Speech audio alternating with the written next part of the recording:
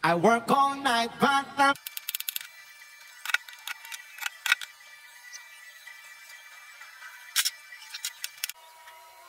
Pag mainit na ang kawali, ayan, mainit na rin ang mantika, ilagay na natin ng sibuyas at bawang.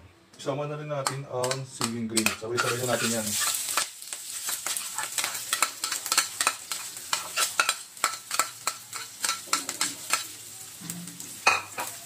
At igisa-gisa lang natin to. Bago, napakabago mga lodi.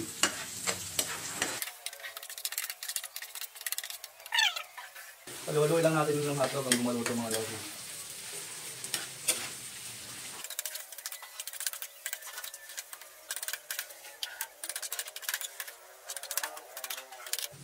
Isa natin ng konti mga lodi.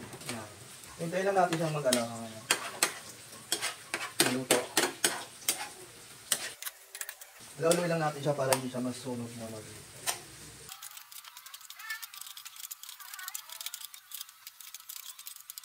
So, lodi, okay na ito mga lodi. Ito yung nagba-brown brown na siya. Tapos yung mga lodi, lagyan natin siya ng paminta. Lagyan natin ng paminta. Ayan. Para mas lalong sumarap mga lodi.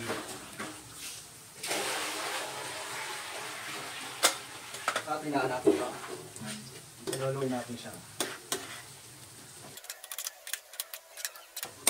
Sunod naman ito mga lodi, lagyan natin siya ng ketchup.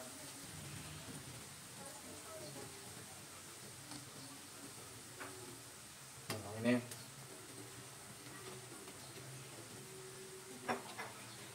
Gusto naman ito lodi, haluluin na natin ito.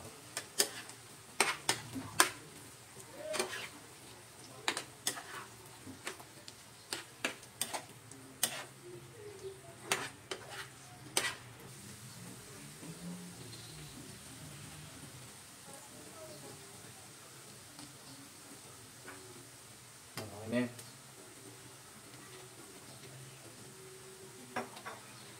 Gusto naman ito lodi. Sa mga napapalad na lodi, nilalagyan nila ng asukal. Ayan, dito, nilagay ko dito is oyster sauce. Kasi matamis na yun, kaya hindi na natin siya nalagyan ng asukal.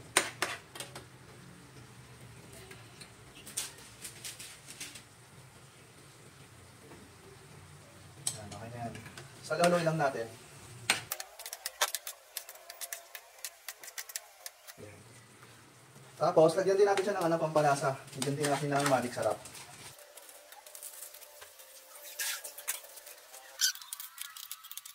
I-sizzling plate na natin siya. So, set aside muna natin ito. Naglagay na tayo ng butter sa sizzling plate. Ayan. Kailan natin siya matunaw sa kalagay na natin yung hotdog. Pagkatunaw na ng butter, lagay na natin sa sizzling hotdog. Ayan. Hotdog pala, hotdog. Kailangan natin konti ang konti karoon.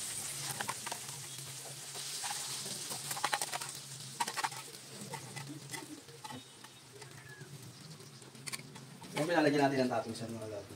So, okay na siya mga lodi. So, maraming salamat sa pananood.